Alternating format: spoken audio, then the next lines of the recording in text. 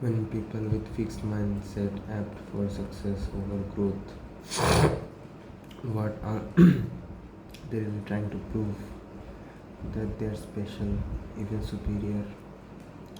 When we ask them, when do you feel smart? So many of them talked about times they felt like a special person, someone who was different from and better than other people. Until I discovered the mindsets and how they were, I too thought to myself as more talented than others, maybe even more worthy than others because of my endowments. The scariest thought, which I rarely entertained, was the possibility of being ordinary. This kind of thinking led me to need constant validation. Every comment, every look was meaningful. It registered to my intelligence scorecard, my attractiveness scorecard, my likability scorecard.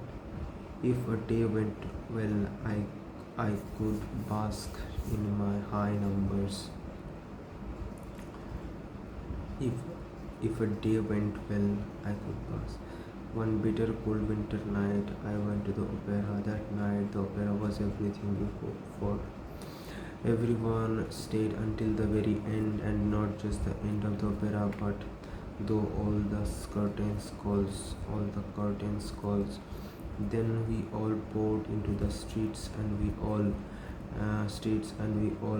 wanted taxis. I remember it clearly. It was after midnight. It was 7 degrees.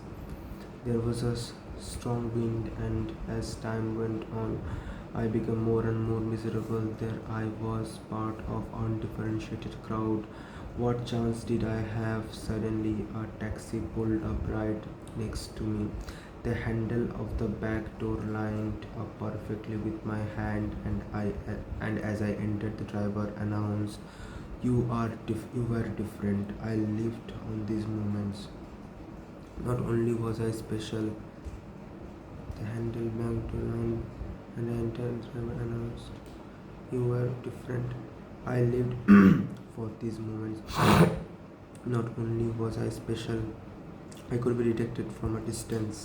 The self esteem movement encourages the kind of thinking.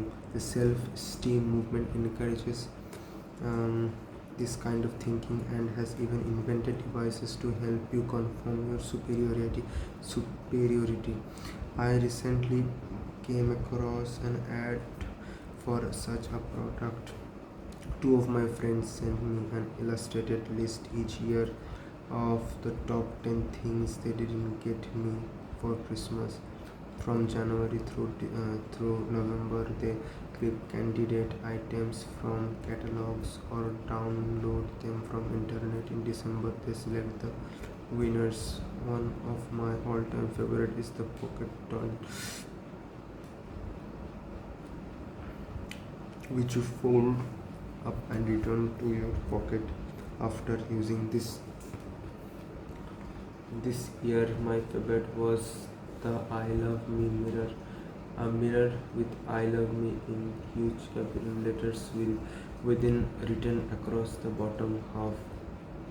By looking into it, you can administer the message to yourself and not wait for the outside world to announce your specialness. Of course, the mirror is harmless enough, and problem is when special begins to mean better than others, a more valuable human being, a superior person, an entitled person, an entitled